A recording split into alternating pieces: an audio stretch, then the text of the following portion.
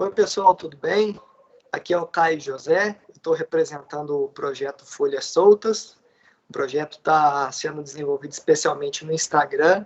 Quem quiser dar uma acompanhada, @Folhas Soltas, com um S só, ligando o Folha e o Outras, tá? E a gente se reuniu aqui hoje no canal do René Monterrey. René Monterrey, que é um colaborador do projeto Folhas Soltas também, e além de inúmeros estudos aos quais ele vem se dedicando nos últimos anos, né? Ele também é terapeuta holístico e ele vai deixar também o contato dele no final para caso vocês queiram conhecer melhor o trabalho dele, tá bom? Para hoje a gente escolheu o tema Avataras para conversar.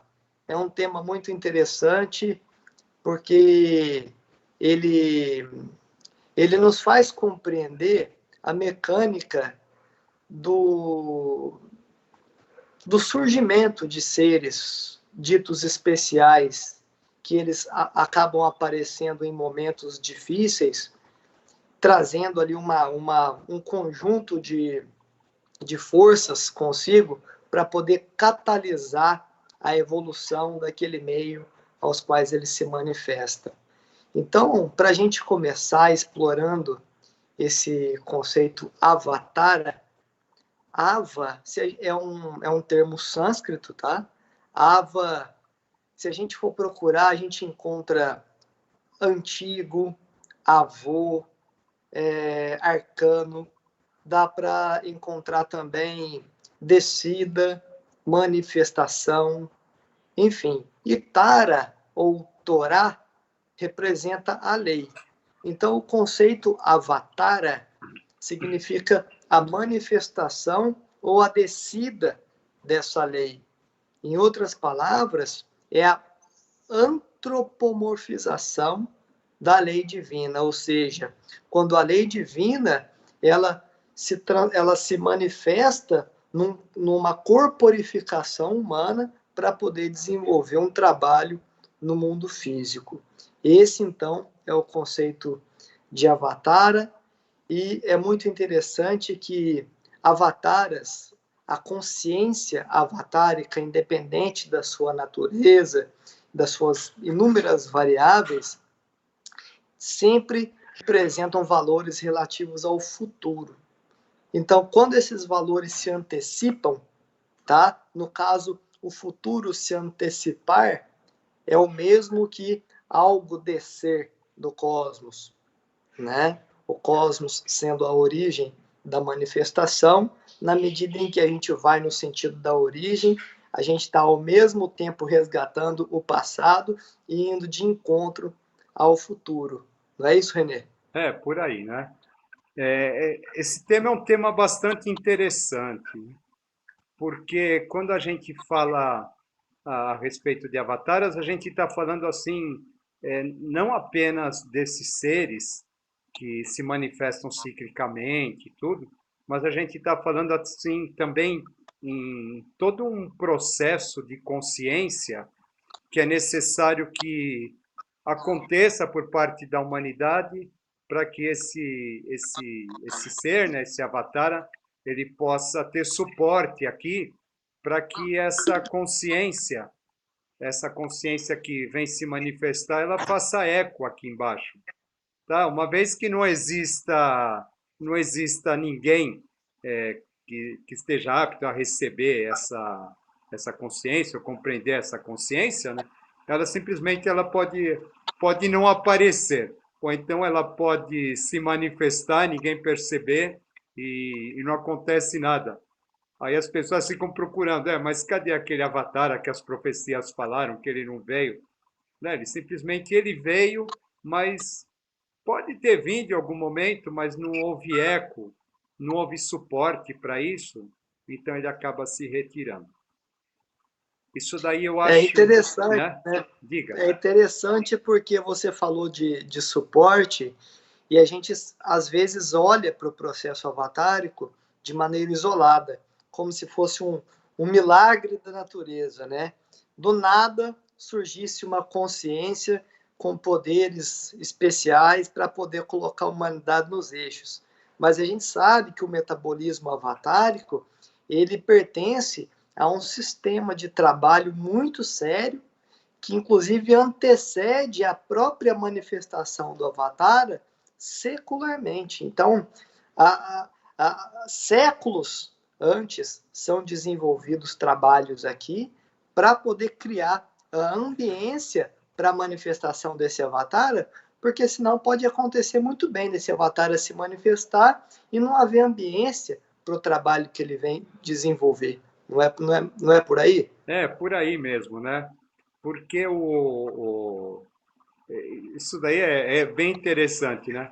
Porque a manifestação dessa consciência, ela acontece assim o processo avatárico é um lampejo, tá? E o que precisa acontecer, né? Quando vem esse lampejo, na verdade, é o momento em que o veículo que manifesta isso precisa ter suporte para pegar essa questão, esse lampejo, e depois traduzir tudo isso e transformar em algum tipo de ensinamento, algum tipo de revelação, alguma coisa desse modo, né? Caso não haja esse veículo adequado, então isso não acontece. O que é interessante, por exemplo, né, um avatar ele precisa de uma veste psíquica, uma veste psicomental para se manifestar. Então, esses seres, o que acontece basicamente? Quando a gente morre, a gente se dissolve e os nossos corpos vão para planos diferentes e o que sobra é resíduo. E esse resíduo vai servir de base para a manifestação de outros nós. Né? Com os avatares acontecem as mesmas coisas. Né? Então, os resíduos de todos os seres ligados a esse processo avatárico que vão se manifestando antes dele, esses resíduos psíquicos, eles vão ficando também e eles vão formar uma veste psicomental associado ao egrégora daquelas pessoas que estão esperando que esse avatar se manifeste. Então, o que vai acontecer? Essa veste psíquica, psicomental, essa veste humana dele, vai ser formada exatamente de todas as humanidades possíveis. Então, a gente não adianta esperar um ser que fale sempre manso, sempre sereno, sempre tranquilo, que não tenha um comportamento humano, ou que tenha um comportamento, como a gente julga, idealizado, porque isso não vai acontecer. Isso não vai, em momento nenhum vai acontecer. E essa que acaba sendo a grande dificuldade que as pessoas têm em aceitar um avatar. Porque quando o avatar, né, as pessoas elas ficam imaginando assim que ele só vai falar de coisas elevadas o tempo todo, né? E não é, né? Existe um lado humano e é interessante a gente entender que às vezes a pessoa fala assim, é um avatar integral. Avatar integral não quer dizer que ele fica o tempo todo conectado. Sim. Significa o potencial de consciência que ele é capaz de assimilar, mas não o tempo que ele fica, né? Ele fica pouquíssimo tempo na vida dele, né? Para a gente ter uma ideia, a questão do Cristo, o Cristo ele só conseguiu fazer um avatar completo que foi no Sermão da Montanha. Antes disso foram lampejos, né? O processo foi bem parcial, né? Isso acontece com todos, né?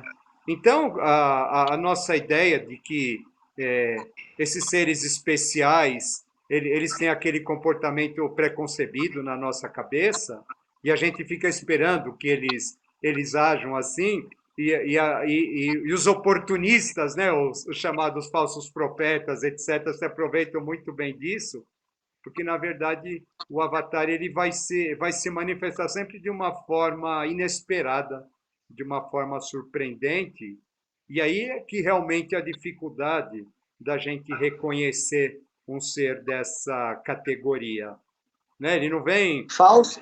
é É, Diga. Falsos profetas que, inclusive, os próprios avatares anunciaram, né? Isso, né? Então, né, fica difícil. Então, por exemplo, a gente acha que a gente vai ficar... Bom, é assim, né? Bom, o que, que você está fazendo? Ah, eu estou esperando um avatar, né? Como se espera um avatar? Ah, eu vou ficar estudando, lendo para quando ele chegar. E não é isso, né? Não é isso. A gente só encontra alguma coisa fora depois que desperta dentro. E essa questão avatárica, é preciso haver a pessoa despertar dentro de si esse eu divino. É preciso que ela faça conexão com a mônada, com a tríade superior, para que, na verdade, a hora que essa tríade superior se manifestar, seja onde for, de que maneira for, ela tenha condições de receber. De receber, não, de Sim. perceber. Né? Então, assim, tem um trabalho intenso, o trabalho de esperar um avatar, uma volta de um Cristo, seja lá Maitreya, seja lá quem for, é um trabalho intenso, porque é interessante a gente ler, é interessante a gente conhecer, mas a gente tem em mente que é necessário pegar a essência daquele ensinamento, porque ele não vai voltar falando a mesma coisa, nem do mesmo modo, né? Ele como você disse, ele é um potencial de futuro, então ele vai lançar sementes para daqui a 2000 anos, e a gente tem que entender a essência dessa linguagem. Mas a linguagem mesmo vai ser muito difícil da gente entender. Talvez só quando ele for embora é que a gente vai falar assim, poxa, ele teve aqui e eu não percebi. Tá? Imagino algo do tipo, né? Então, e a própria natureza encontra inúmeros obstáculos, uma forte dificuldade para poder conservar a consciência de um avatar manifestado, porque é muito difícil, são consciências com uma potencialidade muito elevada, e é preciso de fato que uma ambiência exista a ponto de comportar essa consciência aqui, né? Como se fosse uma consciência tão sutil que escapasse aos dedos. E o nascimento de um avatar, né? Ele pode inclusive ter complicações, assim como as complicações de um parto. Inclusive, a gente poderia dizer que o nascimento do avatar é um parto da própria mãe natureza, né? A própria mãe natureza parindo um ser que representa naquela personificação a própria lei que a rege. Eu acho que Então, muitas manifestações avatáricas são acompanhadas de fenômenos muito interessantes da natureza, como a erupção de vulcões, né, como chuvas de meteoros, sempre tem algum fenômeno da natureza que está ancorado ao mistério da manifestação desses seres divinos, né? E eles sempre pegam assim ambientes caóticos. Né? O avatar sempre vai se manifestar numa época caótica, numa sociedade caótica. Parece que faz parte do processo, né? No meio daquela confusão toda, eles aparecem. Aquela história que na hora mais escura é aquela que antecede o amanhecer. Eu acho que a questão dos avatares ela acaba mais ou menos ocorrendo nesse sentido. Bem Porque, legal. né, sempre... Então a gente vê, por exemplo, na questão do Cristo, né, que é o mais conhecido normalmente, né, pela nossa cultura, né, a questão da matança dos inocentes, a questão toda aquela do Herodes, do João Batista, né, todo aquele tem todo um processo caótico mesmo em termos de sociedade, em termos de mundo acontecendo no momento que ele nasce. O que eu acho bonito o simbolismo do Natal cristão, eu acho que tem muito a ver com aquela história do yin e do yang, sabe? Na hora que tá tudo escuro, aparece um pontinho de luz, né?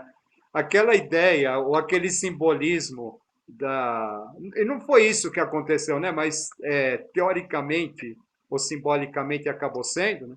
Então, na noite do solstício de inverno, que seria a noite mais escura, dentro de uma caverna, no solstício de inverno, nasce uma criança. É o pontinho de luz, né? No meio da escuridão absoluta, aquele pontinho de luz ele acontece para representar um novo caminho para a humanidade. E os avatares, eles são assim, né? Volto a dizer, né? Então, eles têm esse aura. Só que não é perceptível do jeito que a gente imagina, porque as coisas elas chegaram até nós de modo muito simbólico, né? Mas não, talvez não corresponda à realidade. Né? Imagina só o contraste desse pontinho de luz nascendo em meio a toda aquela escuridão. O quão agitado ficaria o ambiente com aquele contraste, né? Quantas atividades seriam engatilhadas a partir daquele nascimento. Isso é muito interessante. Porque junto com ele vem uma legião também, né? Ele não vem sozinho, né? Então vem uma legião para dar suporte. Mas aquela história, antes dele chegar, tem que fazer uma limpeza. Então é complicado isso, né? Então, eu acho que a grande dificuldade da gente, volto a dizer, da gente reconhecer quando isso acontece, é porque são momentos tão tumultuados, onde as pessoas elas estão tão perdidas dentro de si, que elas acabam sentindo dificuldade de reconhecer. Tá? Quando a gente fala em termos de noite escura da alma, eu acredito que o Avatar é mais ou menos quando a humanidade está passando pela noite escura, é um momento que ele acontece para fazer a reconexão com a tríade superior. E quando a gente está nesse processo de noite escura da alma, a gente fica como se fosse uma iniciação. O confronto com o Avatar é uma iniciação coletiva. Só que as pessoas elas querem saber antes o que vai acontecer. Só que não vai saber antes o que vai acontecer. Todo o processo de aquisição de sabedoria, de autoconhecimento, de evolução, ele é passado no escuro. No escuro significa, até mentalmente, a gente às vezes não tem capacidade de discernir as coisas, tudo. O que vai nos guiar para fazer esse trabalho vai ser a nossa essência interior, né? Intuição. O nosso eu interno, né? Mas para isso a gente precisa estar conectado com ele. A gente precisa ter a nossa parte feita nesse trabalho, volto a dizer, porque se a gente não fizer essa parte daí, a coisa não acontece. E volta, e não é só trabalho de leitura, etc., sabe? Assim, tem que ter todo um processo realmente de transformação e a pessoa ela está determinada a isso, determinada autotransformação, determinada a reconhecer suas sombras, reconhecer suas fraquezas. Ela tem que admitir que as tem e a partir daí ela começa a retirar tudo aquilo que poderia impedi-la de realizar esse processo e a partir do momento em que ela começa a entrar nesse caminho, fatalmente ela tem capacidade de reconhecer quando alguma coisa maravilhosa está acontecendo do lado de fora, apesar das aparências dizerem que não. Cada um estando conectado com o seu eu interior, com a sua divindade interior, o seu eu impessoal, né, transforma cada um em um espelho para que essa luz solar, né, do Avatar possa refletir e ganhar ressonância no entorno. Então, o Avatar ele sempre depende muito do trabalho do entorno representado em camadas, a começar pelos discípulos, né, o apostolado, o pessoal que o acompanha, o pessoal que o identifica Porque a identificação do avatar, ela se caracteriza pelo fato da pessoa ter, em algum sentido, o avatar desperto em si. Senão não há identificação. Senão não há inclusive,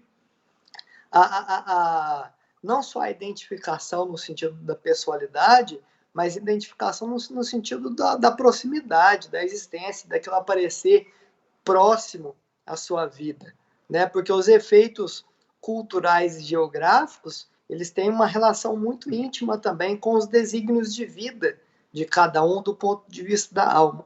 Então a gente precisa ter esses valores internos já direcionado para esse mistério de alguma forma, para você ter a capacidade de identificar essa manifestação e a partir do momento em que se identifica essa manifestação, também não para por aí, né? Aí que começa todo o trabalho e nunca é um trabalho fácil, porque, como o próprio René disse, é um pontinho de luz que se manifesta na escuridão, então o chão treme, há todo um contraste aí, e esse contraste, esse embate entre luz e sombra, ele reverbera em cada um daqueles que compõem o entorno. Então é um trabalho de transformação interior muito profunda, muito intenso, né? Como se cada um do entorno estivesse representando um milésimo, né? Uma pequena fração da consciência desse avatar. Ô, Renê, você disse, dando o exemplo de Jesus, que a manifestação avatárica nele ocorreu em maior intensidade quando ele enunciava o sermão da montanha. Esse processo, olhado sob essa perspectiva, pode dar a entender que essa manifestação tenha alguma similaridade com o processo mediúnico, como se, em determinadas ocasiões, ele recebesse uma consciência que fala através dele. Mas a gente sabe que a manifestação avatárica e o processo mediúnico são metabolismos completamente distintos. Né, é interessante essa questão, porque é o seguinte, né, às vezes, vamos fazer só um parentezinho, tá?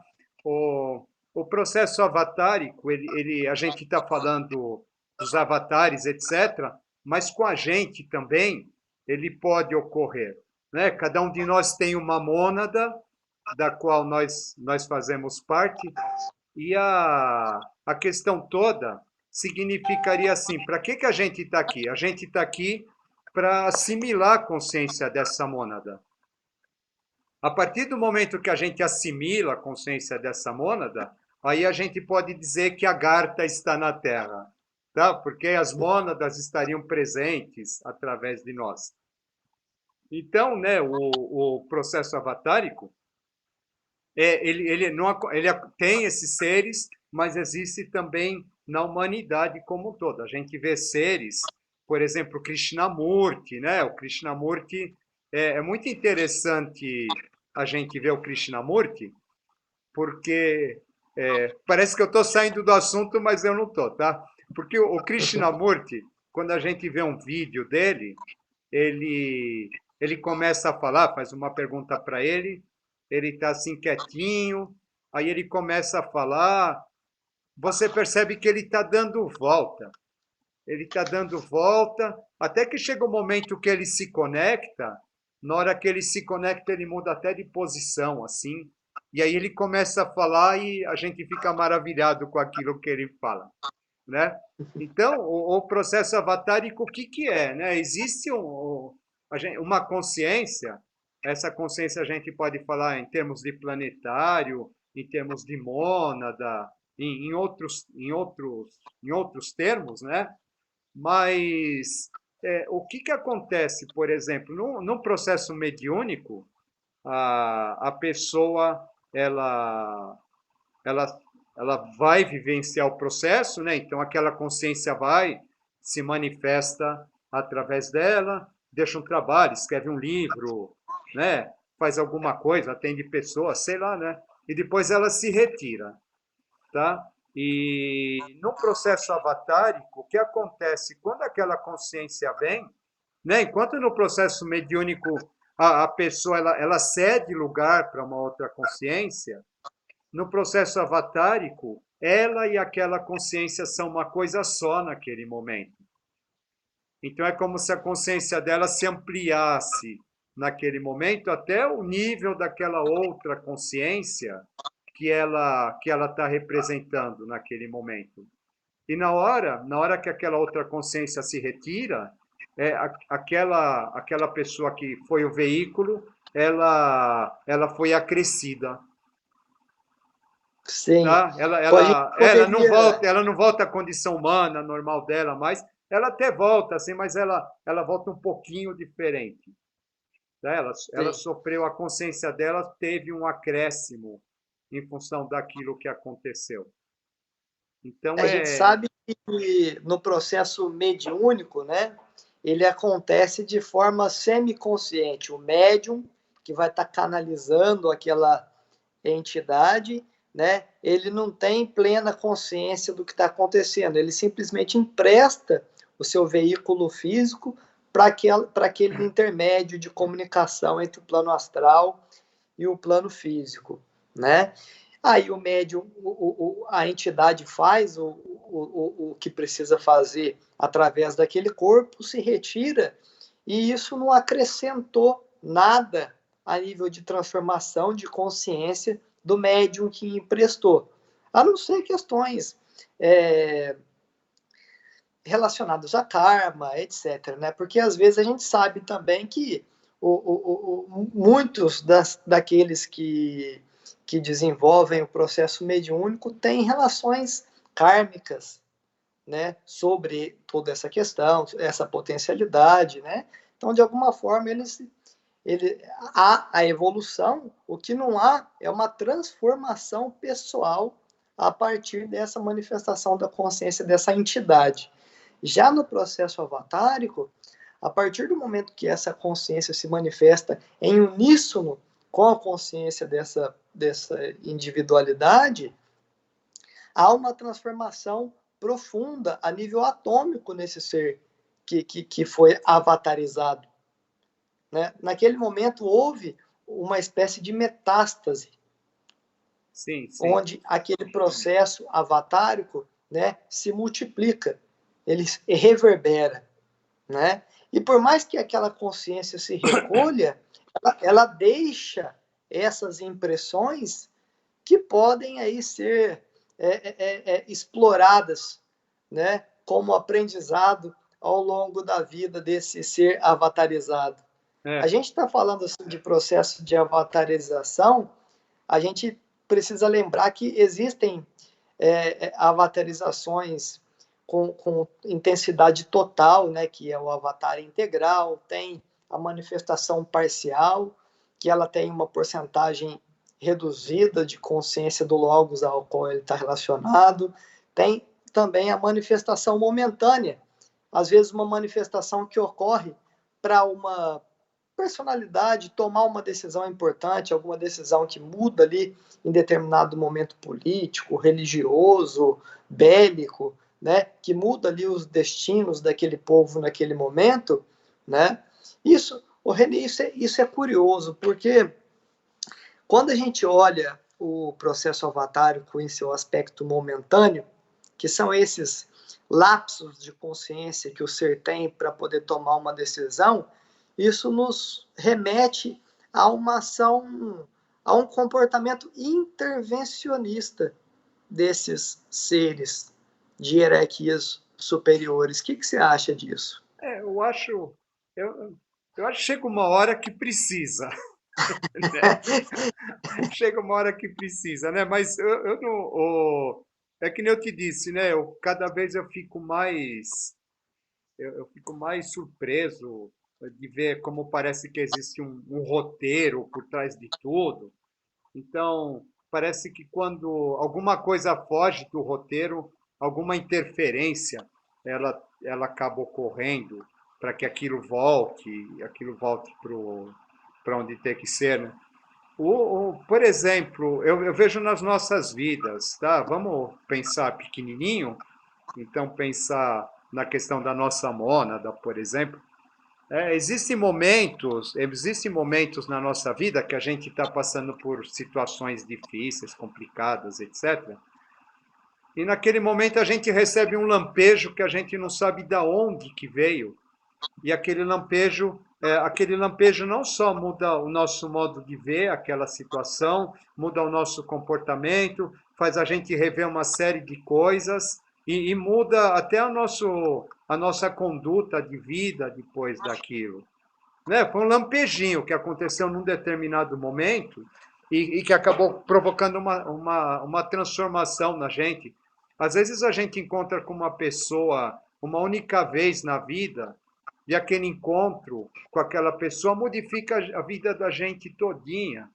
Sabe? Será que de repente não houve é, entre aspas, tá? Em grau bem mais pequenininho, mas não houve Isso, indústria escala. alguma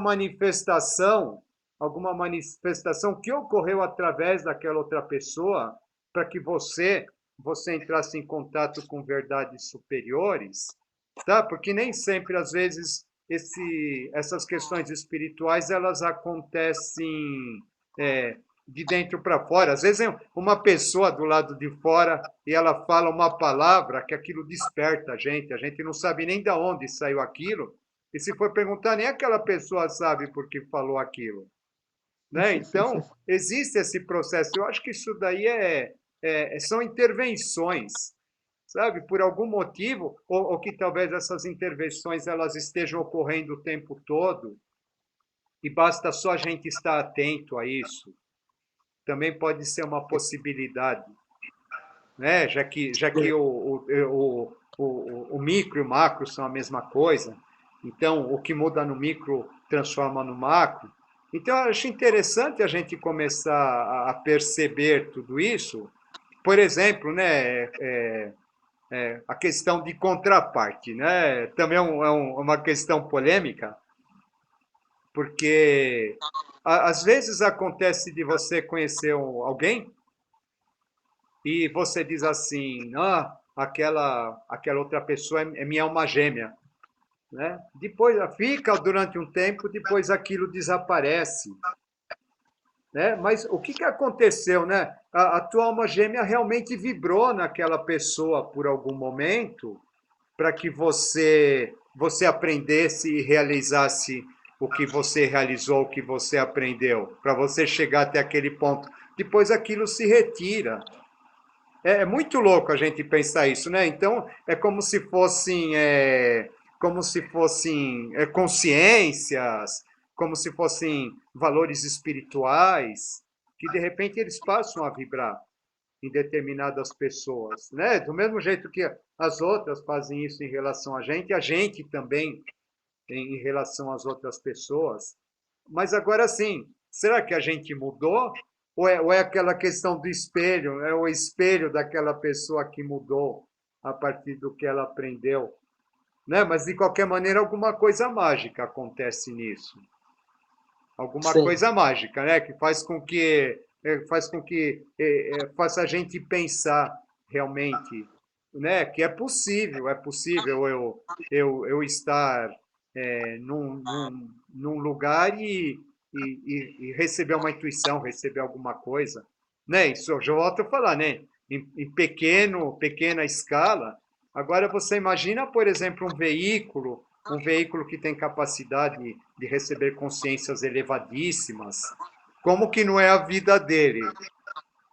Como que não é a sim, vida dele, de gente se manifestando em torno dele, de situações se manifestando em torno dele, né? Que aparentemente essas pessoas que estão em torno dele nem sabem o que é, o porquê que é daquele jeito, mas elas acabam fazendo um papel assim, que é quase como se fosse essa consciência, quase como que fosse a pessoa que vai tocando o gado, né? e vai empurrando todo mundo para o mesmo lugar, né? Existe uma consciência por trás de tudo isso para levar aquelas pessoas para o que elas têm que realizar, né? E o que é Sim. interessante que parece, né, ou sabe-se, né? A gente não pode dar certeza, mas nem o próprio Avatar sabe para onde ele tem que ir, exatamente o que ele tem que fazer, né? Ele Ou precisa. pelo menos ele não sabe o tempo todo. Isso, né? Vai ter alguns momentos só, alguns momentos. É interessante, o Cristo acaba sendo o modelo, então, quando aquele momento que ele vai para o deserto, depois que morre João Batista, e ele transpira sangue, etc., né? Naquele momento ele entrou em contato com o que iria acontecer com ele. Mas até então ele está sendo levado, né? Ele está Sim, sendo levado por aquilo, né? Então, até para eles, as coisas vão sendo reveladas aos poucos, conforme as circunstâncias, sim. né? Então a gente não pode esperar, eu volto, né? Não pode ficar esperando que um ser desse tipo ele tenha as respostas para tudo, ele tenha um comportamento como a gente idealiza que fosse, né? Porque não é nada disso. Né? Aparentemente eles têm todos os problemas que a gente tem e muito mais, né? E tem num nível muito mais complexo do que a gente pode imaginar. E Se essa consciência sutilíssima, né, para conseguir se manifestar no mundo denso, precisa se revestir, precisa de vestes psicomentais, e essas vestes psicomentais ela extrai da própria humanidade, né? Então todas as contradições ecoarão, todas as contradições da humanidade de alguma forma ecoarão nesse avatar, nesse processo de manifestação. E isso, de certa forma, né, quando fala que Jesus se manifestou para salvar a humanidade dos pecados, né? Porque na medida em que esses pecados, entre aspas, da humanidade reverberam naquela veste psicomental que compõe a manifestação do Cristo, de fato ocorre um grande alívio, né? Como se ele estivesse carregando o mundo nas costas, representado muito bem pelo o símbolo mitológico de Atlas, né? Que carrega ali os céus nas costas, né? ele carrega o quarto sistema nas costas, né? Simbolizado pela cruz, né? Isso Sim, é muito rico, né? O Cristo ele nos passa uma ideia bastante interessante. Tem duas coisas interessantes aí, tá? Que eu acho que tem que ver com o tema de agora e até a questão do futuro avatar. Uma coisa interessante é a questão do Graal, que a gente pode tocar nesse tema. E outra coisa, por exemplo, então, é, então volta um pouquinho lá para Atlântida, houve a queda da Atlântida, houve a morte dos chamados reis divinos, então os reis, houve uma teofagia, né? Comeram a carne e beberam o sangue da divindade, isso daí é simbolismo, né? Isso na Atlântida. Então, em consequência disso, teria ocorrido um pacto de sangue, né, entre a humanidade e a divindade. Aí, o que a gente vê, né? Então, tem aquela questão do matar animais. E no templo, oferecer animais, matar animais, e depois alguém comia, né? Aqueles animais lá, os especiais comiam aqueles animais porque eles iam se tornar mais divinos em função disso. Os índios, os canibais, que eles comem o inimigo para adquirir a coragem, né? Então tem um conceito de que você precisa comer aquilo que você considera como sendo importante e divino para assimilar aquilo dentro de você, né? Então o Jesus, quando ele vem, o que ele faz? Ele acaba com os vendilhões do templo né? Que aquele momento foi um avatara, né? O momento que ele expulsa os vendilhões do templo é um avatara diferente do Sermão da Montanha, né? Mas o que que ele faz? A partir dali, ele acaba com o sacrifício, que o sacrifício passa a ser simbólico, tá? Então é assim, ó, daqui para frente vocês comem o pão e vocês bebem o vinho, que tá, não precisa mais matar ninguém porque eu já morri por todo mundo, né? Então, é interessante, né? Ele vai pegando alguma coisa que lá atrás estava no plano denso e ele vai sutilizando, sutilizando, sutilizando, tá? Então, a questão do Cristo ligado ao Graal, né? Então, o sangue do Cristo, ele tem que verter para a taça do Graal, e aquela taça teria que percorrer o mundo todo, e por onde ela ia passando, ela ia despertando as consciências.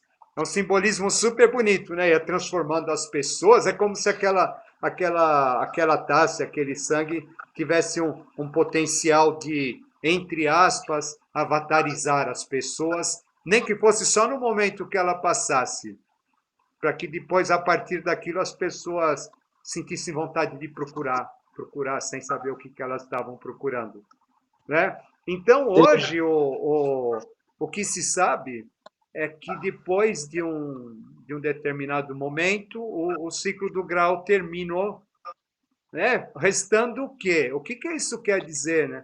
Isso quer dizer que a divindade ela não fica mais aprisionada à forma.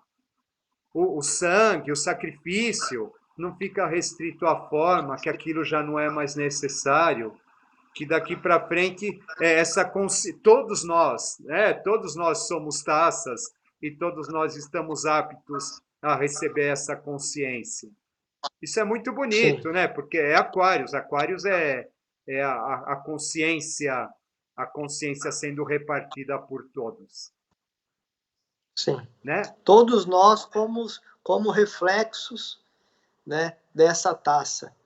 E Isso, a eucaristia, ou o Cristo no eu, né, no eu isso, interior, né, acaba acontecendo através das comunhões que surgem do próprio relacionamento humano em seus mais variados trabalhos. né? É maravilhoso isso, né? A gente começa a ver esses mecanismos e a gente fica impressionado, né? Uma coisa É, que é interessante e também tem a ver com essa questão avatárica é que toda vez que se manifesta um avatar, a consciência tem que ficar na Terra. Isso é muito importante a gente entender. A consciência do avatar tem que ficar na Terra. Então, por exemplo, quando a gente pega a ideia de Pentecostes, o que que acontece? Aquela consciência primeira, ela se divide lá nas 12 línguas, nas línguas de fogo, né, que surgem na cabeça dos apóstolos, mostrando que quando todos aqueles estavam reunidos, ele estava lá também. Né? Ele quem? A consciência. Né? Então, todo mestre, quando ele vai embora, ele tem discípulos, a consciência dele é dividida por aqueles discípulos, depois os discípulos dos discípulos, né? Aquilo vai aumentando, mas é interessante a gente perceber que a consciência de um ser desses, ou desse ou de todos, né, que estão fazendo um trabalho nesse sentido, ela sempre permanece na Terra.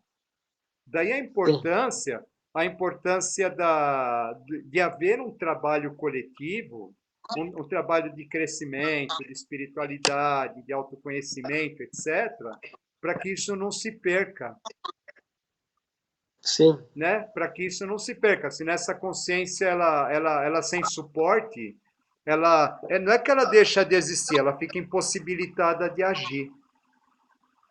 Né? E com aí, certeza. né? Aí, então, o que que vai acontecer? Vai acontecer catástrofe, vai acontecer tudo que a gente imagina e não imagina, para que o quê, né? Para que aquelas pessoas elas comecem a se voltar para dentro de si, elas sejam obrigadas a procurar o espiritual, elas sejam obrigadas a despertar dentro delas um questionamento mais profundo a respeito da vida, etc. E aí esses pontinhos que estavam assim aparentemente desaparecidos, esses pontinhos eles começam a aparecer assim em todos os lugares, né? Como se fossem estrelinhas, né? Aquelas estrelinhas que estavam lá em cima, de repente elas começam aqui embaixo a cintilar na consciência das pessoas, promovendo uma transformação enorme para a humanidade. Mas, infelizmente, tem que ser pela dor, né? A gente não se libertou. Talvez os avataras já se libertaram da questão da dor, mas a gente ainda não se libertou. Então, a gente... Será? Eu acho que a Será que gente se não. libertaram da dor? Não, espero que sim, sabe? Teoricamente, né? Teoricamente, eles deveriam, né? Deveriam de estar libertos disso já, né? Se eles não estão, realmente é por questões, que nem eu falei, né? Essa consciência que não dá suporte, né? E Uhum. volto a dizer, o suporte dessa consciência não é um suporte intelectual. É muito importante isso, né? Não é um suporte intelectual. Às vezes as pessoas me procuram, elas falam assim: eu preciso ler mais. Ou, o que que eu vou, onde que eu encontro tudo isso? Eu preciso ler mais, preciso ler mais, preciso ler mais. Não, sabe? Não precisa, né? Leia pouco e pense muito. Acaba sendo um conselho muito legal, porque o importante é a gente saber assimilar de verdade, assimilar com o coração aquilo que está escrito em todos esses livros que a gente encontra por aí, do que simplesmente a gente pegar e ficar repetindo que nem papagaio, né? Sim. Então, tem que haver transformação. Uma coisa que é interessante é que, de certa forma, a humanidade acaba sendo responsável pelo tipo de manifestação avatárica que ocorre em determinados períodos. Porque a gente sabe que existe o avatar relativo ao primeiro trono, ou Logos, o avatar do segundo trono, ou Logos, e o avatar do terceiro trono, ou Logos. Para quem não está acostumado com os conceitos, primeiro, o processo de manifestação do universo, ele ocorre em três hipóstases, né? Que se dividem num primeiro aspecto do logos, ou do pensamento divino, que é a ideia propriamente dita, num segundo aspecto, que é o processo de elaboração dessa ideia, que é o aspecto feminino, o aspecto da mãe divina, que é o mundo intermediário entre o primeiro e o terceiro logos.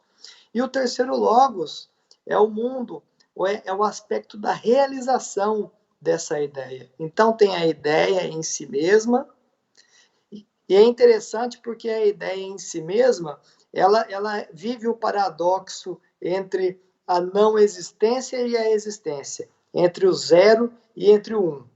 A partir do momento que ela se manifesta, ou seja, o pontinho, né, o pontinho germinal, aquilo precisa passar por uma gestação, um processo de elaboração, de desenvolvimento daquela ideia, para então essa ideia poder se manifestar no mundo denso, né? Então, quando a gente fala primeiro, segundo e terceiro logos, são os três aspectos dessa manifestação que vão desde o impulso mais sutil até o impulso mais denso.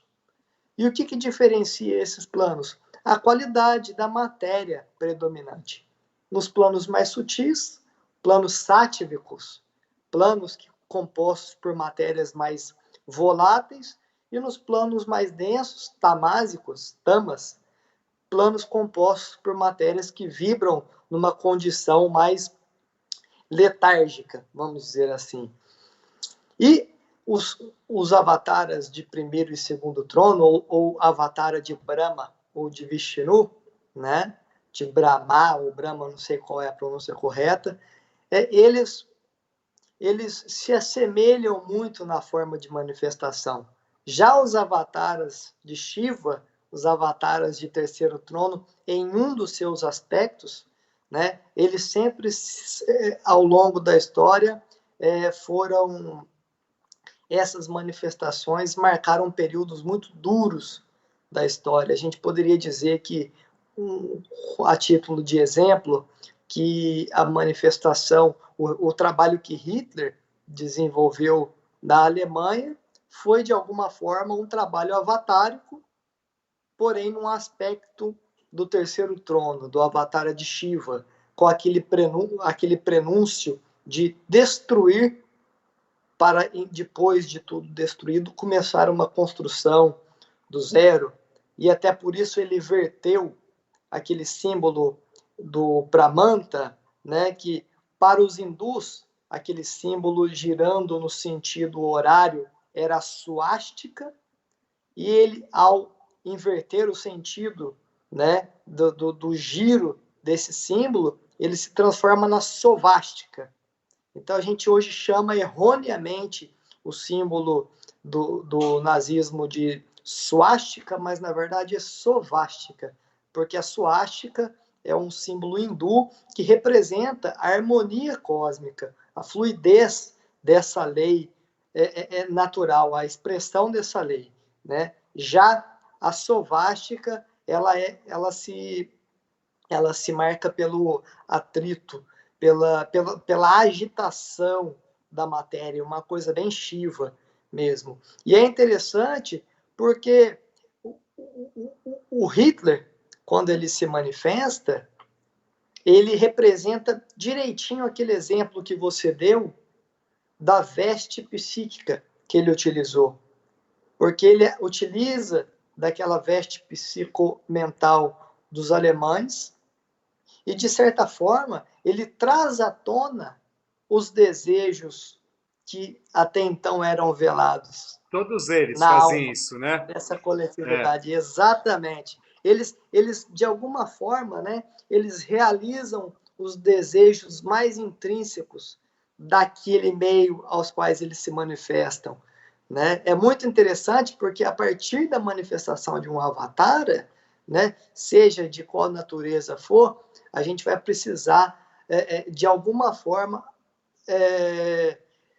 enfrentar aquilo que a gente então preservava no nosso interior de forma oculta. Aquilo vai se exteriorizar de alguma forma. Avatares são sempre catalisadores evolutivos, né? Eles têm aquelas características uranianas, né, de gerar situações repentinas que pegam todo mundo sem preparo, né, que acaba por surpreendendo, mas em algum aspecto eles também têm aquela característica plutônica, né, de transformação profunda, aquela coisa tirando do interior e jogando para fora, né? Aí vai depender do estágio de desenvolvimento da consciência daquele povo, porque a dor, ela é inevitável, mas o sofrimento nem sempre. O sofrimento ele pode ser opcional. Aquela hora você falou, inclusive, Renê, será que os avataras ainda sofrem? Né? A gente sabe que caiu na matéria, você está sujeito às leis da matéria. Então a dor é inevitável. Mas agora a compreensão desses seres, de alguma forma, pode os livrar do sofrimento mental. isso, né? É super interessante a gente entender que cada vez que existe uma manifestação de um ser desses, né? Então, ele pode ser, é, a gente não vai dar visão bem e mal porque não existe bem e mal em termos de divindade, né? Mas ele pode ser uma representação elevada, como ele pode ser uma representação caótica, né? Mas o interessante é que, seja qual dos dois aspectos que se manifestem, a humanidade sempre tem uma mudança muito grande depois que isso acontece. Ocorre uma mudança muito grande em termos de mentalidade, em termos de visão de mundo, etc. Né? Quando a gente pega a questão, não vou falar só de Hitler, mas o período da Segunda Guerra Mundial todo foi um período assim bastante caótico, né? E a gente tinha esses líderes que eram todos muito parecidos, né? E ou todos os países escolhendo ditadores, etc., né? Para colocar bastante lenha naquela fogueira. Depois daquilo, aquilo leva ao mundo praticamente uma destruição. E depois, mas essa destruição vai trazer a penicilina, vai trazer avanço de medicina, vai trazer uma série de coisas que até então eram inimagináveis. As mulheres, elas assumem as fábricas, elas assumem o trabalho nas cidades, elas saem de casa. Depois disso, elas não cabiam mais de volta naquela vida anterior que elas tinham, né? Elas saíram, elas foram dirigir, foram fazer tudo aquilo que a sociedade as proibia de fazer. Isso daí trouxe um avanço assim tão marcante que essas mulheres da Segunda Guerra, elas vão criar os filhos para fazer amor e não fazer a guerra. A gente estava tendo uma guerra praticamente a cada geração.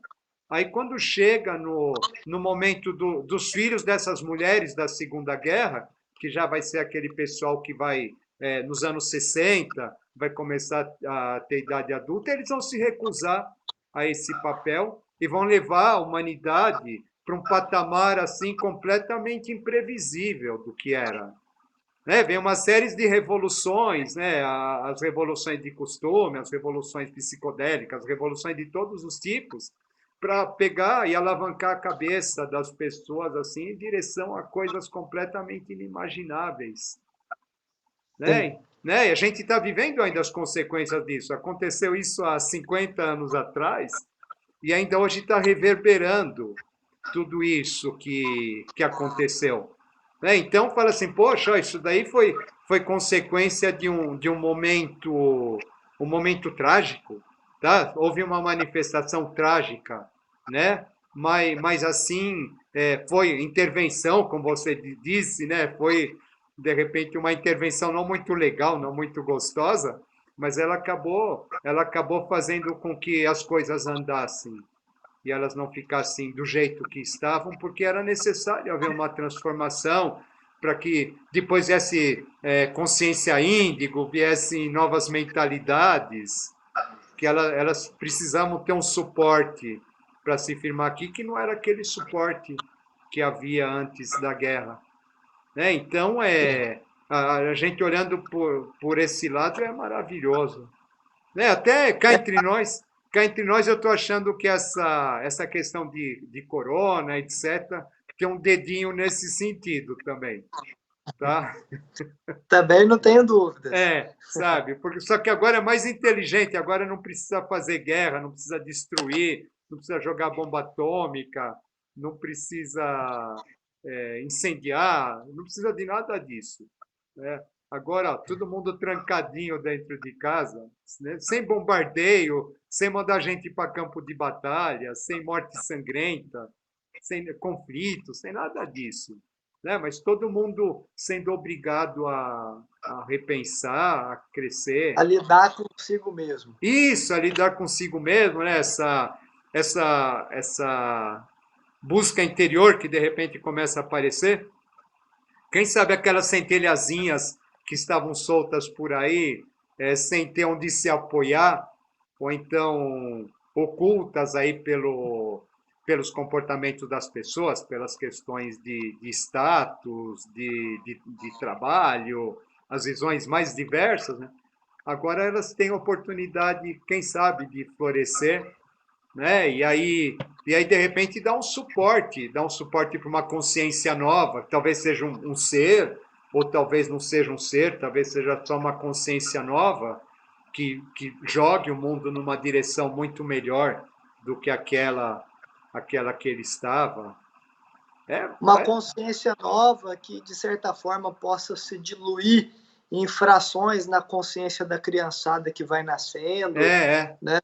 Não necessariamente naquela configuração anterior de um ser para criar ao entorno dele uma cultura personalista, de siga o mestre, aquela coisa toda, mas um movimento mais coletivo mesmo. A gente sabe que a característica principal, uma das principais características da era aquariana é a dinâmica da evolução ocorrendo de forma coletiva, né? Então, isso não quer dizer a, a neutralização da individualidade, né? Mas a valorização da individualidade no sentido de estabelecer uma harmonia com as outras individualidades. Então, a ação da individualidade no sentido da coletividade. Né? O próprio termo educação, educere, é conduzir para fora. Né? Conduzir é conhecer o mundo. Né? E para conhecer o mundo, a gente precisa aprimorar a qualidade das relações, as relações humanas. A maioria dos problemas que a gente vive hoje, né, elas se revelam nesse interstício de relações, nesse vácuo, nesse meio, né, entre uma pessoa e outra, como se tivessem estabelecidos, como se tivessem construído muros que separam as pessoas com suas diferentes visões de mundos, e às vezes um mundo é contrário ao outro, e a gente se apaixona tanto por aquela individualidade de mundo que a gente adota um comportamento excludente em relação ao outro mundo. Mas não, por mais diverso que seja o seu mundo, ele está completamente conectado com a pluralidade dos demais mundos. E isso tudo é um aspecto da manifestação avatárica do ciclo de Aquários, que é o processo de tomada de consciência dessas múltiplas conexões que ocorre tanto a nível humano, a partir dos relacionamentos, como a partir dessa grande aula que a gente está tendo no dia a dia a respeito do funcionamento das tecnologias, como que isso nos coloca para se relacionar, isso que está acontecendo aqui, essas várias experiências. Agora, esse tanto de gente idosa que até então nunca tinha pegado num celular direito e agora está tendo que usar esses aparatos, está todo mundo saindo da zona de conforto. É muito interessante. Tem uma passagem no Bhagavad Gita que fala, toda vez, Krishna falando para o seu discípulo Arjuna, toda vez, ó Lanu, filho de Bharata, filho da humanidade, que Dharma, a lei ou ele próprio, se reclina e a Dharma, ou seja, contra a lei, se eleva, eu me manifesto para o restabelecimento da lei, do equilíbrio, né? Então, a manifestação avatárica para o bem e para o mal da compreensão humana, ela sempre ocorre no sentido de restabelecer o equilíbrio. Agora, o tom do cenário é a gente que dá a partir da vida que a gente cria. Não é por aí? É, por aí. Eu fico pensando, né? Então a gente, por exemplo, né? Essa questão do avatar nem sempre é só um ser, né? O Renascimento foi um avatar. Então, Os os movimentos. movimentos, né? Então, quando a gente pega, pensar o que era o homem medieval, o tipo de vida que ele levava, as crenças que ele tinha, de repente aparece o Renascimento e as grandes navegações, né? O mundo amplia, né? Deixa de ser só aquele centrinho, eles passam a ver o mundo inteiro, né? A impressão que eu tenho, sabe? Eu volto a dizer, a impressão é minha, não quer dizer que seja correta. Mas assim, por exemplo, quando a gente vê em questão da arte, quando a gente pega aqueles desenhos medievais, a gente vê aqueles desenhos todos chapados, assim, né? Quando surge o Renascimento, junto, vem os desenhos, eles começam a ter perspectiva. Eles começam a desenhar em perspectiva. É como se a humanidade ela fosse chapada e, de repente, ela começasse a enxergar numa outra dimensão. Né? Então, tem uma ampliação de dimensão. A gente não entende, mas quando existe isso, há uma ampliação na dimensão de ver, talvez na dimensão cerebral das pessoas. Né?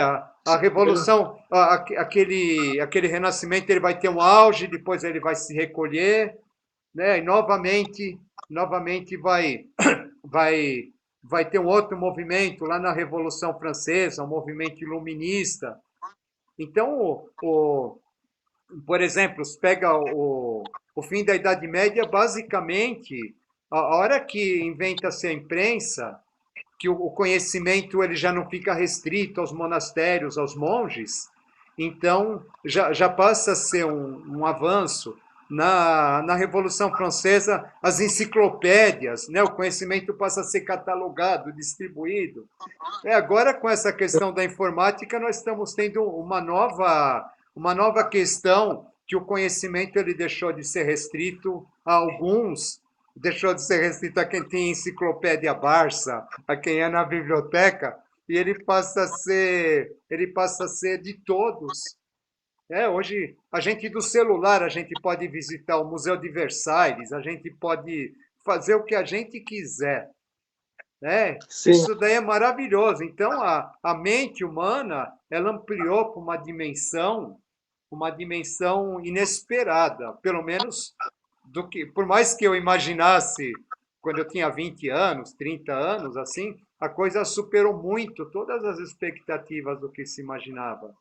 Então, isso mostra, só essa questão da expansão que está ocorrendo por parte da consciência, isso daí prova que tem alguma coisa acontecendo por trás disso, tem uma manifestação de algo obrigando a mente humana a expandir. Só que para ela expandir em direção ao bem, é necessário que purgue todas as sombras e que aquilo seja tratado, né? Aquilo seja redimido, aquilo seja não é assim, ah, que bonzinho, eu te entendo, fica aí, não é nesse sentido, né? Essas sombras elas têm que ser resolvidas para que não possam ser levadas adiante, senão a gente vai Sim. ficar eternamente num ciclo, né, de levanta e cai, levanta e cai, levanta e cai, que parece que é meio previsto também, né? Esses movimentos históricos, artísticos, o movimento em si, ele não se sustenta, né? O movimento ele é composto por pessoas que dão as diretrizes daquele movimento. E essas pessoas, se a gente for assinalar os momentos históricos que ocorreram, a transição desses movimentos, especialmente da arte, a história da arte é muito fidedigna para com a história geral, convencional, né? A gente pode perceber que esses momentos eram momentos de manifestações de seres, de pessoas muito especiais, Sim, muito sim. diferenciadas do ponto de vista da sensibilidade. Eles propunham uma nova forma de fazer um traçado, né? E aquela proposta de novo traçado revolucionava o comportamento, a relação do artista com a obra, né? É muito interessante que essa, isso que você falou a respeito do superar das sombras, parece que todo movimento que emerge, ele emerge de alguma forma no embate com aquilo que ele entendia por sombra do movimento anterior. Então tinha aquela característica do movimento impressionista, que eles faziam representações mais sensoriais a partir da forma como eles concebiam a natureza através dos órgãos do sentido, né, que se diversificou em várias nuances do realismo, e depois, já lá no mundo moderno, lá na frente, nasce o expressionismo, que de alguma forma faz oposição ao impressionismo, e agora já não é mais o externo que vai te mover a produzir aquela impressão artística. Agora é o interno, você vai ter que encontrar matéria crítica no teu interior e expressar essa matéria no seu traçado, na sua forma de montar um filme. É muito interessante porque essas mudanças, essas pequenas revoluções, elas reconfiguram o ser humano em sua estrutura psíquica como um todo. E ele não passa só a fazer um quadro diferente, né? Ele passa a enxergar a vida diferente. E a gente sabe, né, que a verdade ou a lei é uma só. Mas nós mudamos e para nós, então, muda-se os aspectos dessa verdade. É como se ficasse um sol sempre brilhando lá na frente, iluminando perenemente o mundo, mas aqueles seres que compõem o mundo, na medida em que eles vão ampliando a sua consciência, a sua capacidade de visão, eles vão enxergando essa luz cada vez com mais nitidez, cada vez com mais proximidade.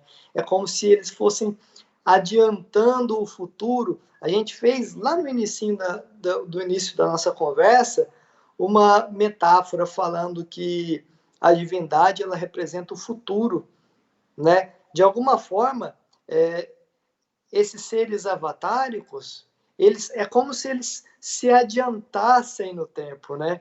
É como se eles viessem do futuro. E por eles trazerem valores referentes ao futuro, é exatamente por esse motivo que eles são renegados, trazem os conflitos do choque do entendimento de gerações. Né? Tem um exemplo interessante, a Blavatsky, a Helena Petrovna Blavatsky, o comportamento que ela tinha no século em que ela nasceu, né? Era um comportamento semelhante a de uma menina rebelde de hoje, o que era impensável para a época. Então, esses seres sempre vêm com um comportamento diferente, geralmente incompreensível para o seu tempo, vêm com um código de linguagem que precisa de amparo do entorno para poder, inclusive, ser traduzido. É muito interessante como essa analogia para com o adiantamento do futuro se encaixa perfeitamente na manifestação avatárica. É interessante, né? Você pega assim, por exemplo, a questão da arte. Então, no começo, o que importa é a técnica. Depois, a partir do momento que vão aparecendo a fotografia, o cinema, etc., aí o que passa a importar mais é a mensagem, né? Então, o que que acontece, né? Você percebe que tem um movimento jogando as pessoas para dentro. Para dentro. Cada vez mais o questionamento vai se voltando cada vez mais para o interior do ser, né?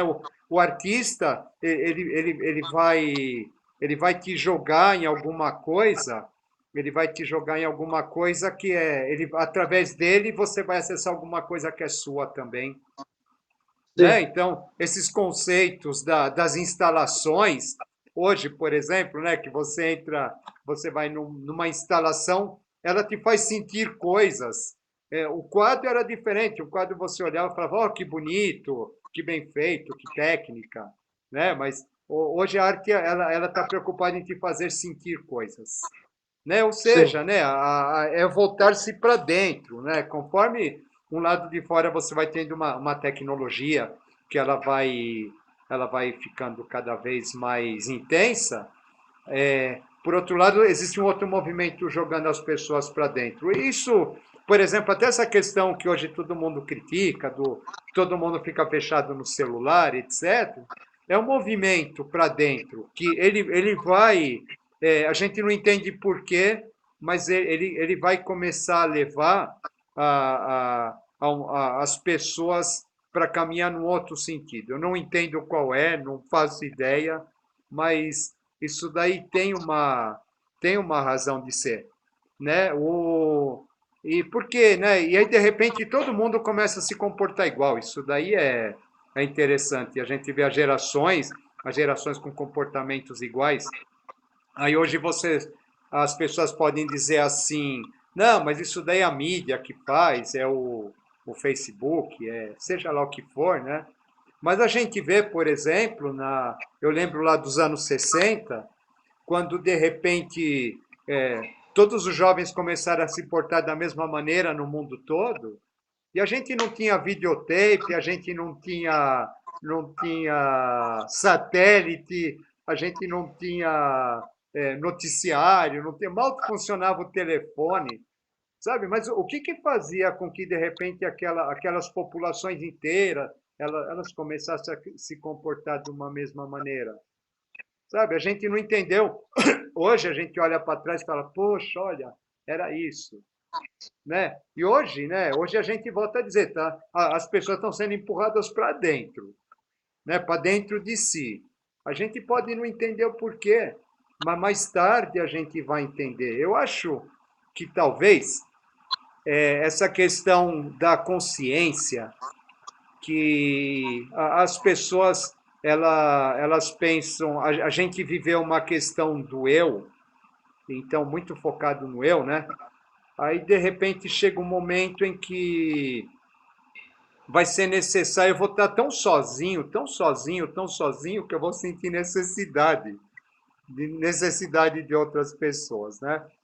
E aí, na verdade, o que, que pode acontecer disso é meio que um processo avatárico, sabe? Entre eu e você, as nossas verdades se somam. E aí, eu fico com a minha e com a sua, sabe? E a Sim, humanidade, né? A humanidade ela passa de repente, ela vai passar a começar a agir dessa maneira. Não, hoje ela está muito assim, a minha verdade, né? Tá empurrando para o individualismo, né? uhum, Tá, a tecnologia está empurrando para o individualismo, mas mais tarde, eu acredito que a hora que isso chegar no ponto máximo, vai ser necessário começar a abrir, e por que não? Eu vou sentir muito interesse em conhecer o seu ponto, em conhecer o ponto do vizinho, sabe? E aprender o quanto isso soma na minha vida. sim. Tá? Né? Então, é como se fosse assim, como se a humanidade, aquela questão do avatar que a gente começou, né? Que o avatar, quando ele manifesta, é como se a mente da pessoa que recebesse e a mente do avatar fosse uma só. Então, de repente, a gente pode viver uma humanidade em que duas pessoas conversam e as duas saem acrescidas daquela Muito conversa, e legal. não divididas como estão hoje, né? Eu acho que Aquários vai caminhar para isso. Acho que agora a Sim. gente está na hora do aperto. A gente está na hora do aperto, né? Em todos os sentidos, né? Essa questão toda do. A gente volta a falar do Covid, etc. Jogando as pessoas para dentro de casa, trancando, apertando, né? Mas, por outro lado, vai surgir uma necessidade de escapar disso, né? E nesse escapar É. disso daí, as pessoas vão se encontrando e vão se revendo e vão pensando, vão revendo valores, estão sendo obrigadas a aprender um monte de coisas novas. E aí, com certeza, isso daí vai dar as bases para uma humanidade onde se começa a pensar mais no todo, mas isso porque já viveu a experiência do egoísmo máximo. Renê, faz mais de 1 hora e 15 minutos que a gente está conversando aqui. Eu acho que a gente já pode direcionar nosso papo para o fim. Tem algumas palavras finais, algumas considerações? Eu só tenho a agradecer, como sempre, né? Essa experiência está sendo muito legal. Essa questão da tecnologia, da gente estar aprendendo. Essa questão do avatar, eu acredito que seja uma questão muito importante para a gente começar a entender que às vezes a gente está vivendo um período maravilhoso e a gente não está sabendo reconhecer o que existe por trás de tudo isso. Às vezes a gente tem a ideia de que uma interferência divina, uma manifestação divina, uma consciência divina, seja um momento assim em que de repente todo mundo todo mundo de uma hora para outra sai se abraçando, se chamando de irmão, e que todos os problemas do planeta eles terminem. E a gente entender que não é nada disso, a gente entender que é alguma coisa nos obrigando a nos superar, obrigando-nos a crescer, obrigando-nos a nos transformar, a nos rever em todos os sentidos e nos impulsionando com certeza para que nós sejamos pessoas melhores do que somos. É muito legal a gente poder viver isso e sinceramente, a gente nunca vai saber direito o que aponta lá na frente, qual é o caminho, mas ainda bem, né? Ainda bem.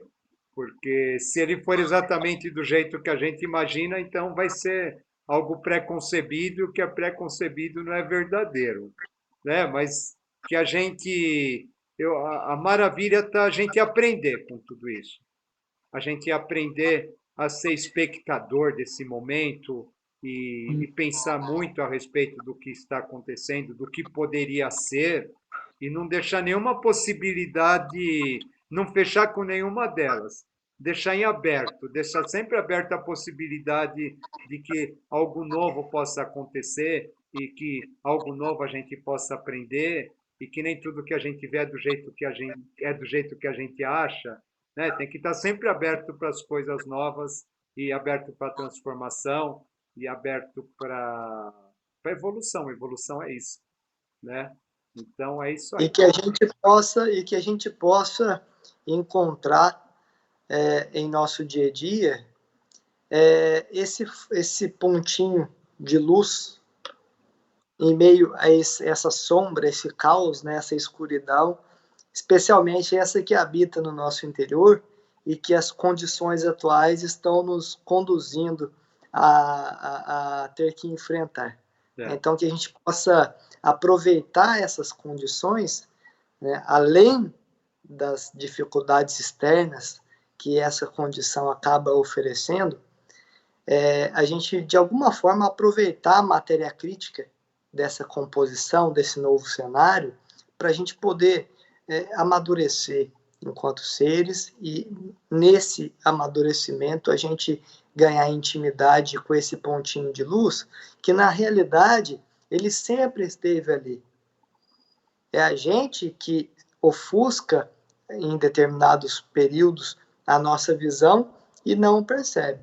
Mas o símbolo do yin e yang é muito claro, né? É o pontinho de luz onde está tudo preto e o pontinho preto onde está tudo luz, né? É muito claro. Todos os valores estão presentes ali o tempo todo. A nossa consciência é que acaba transitando, né, nesse ciclo. Então, para a gente poder amadurecer a ponto de conceber esse pontinho e fazer esse pontinho iluminar toda essa escuridão que está ao nosso redor. Então, boa noite não, porque eu não sei que horas que você vai estar assistindo. Então, fica um grande abraço e agradeço de coração a presença e por vocês também terem compartilhado o tempo de vocês para estar assistindo e se abrindo a essas novas propostas de reflexão acerca da vida. É isso aí. Até mais, Caio. Tudo de bom, hein? Então. Tchau.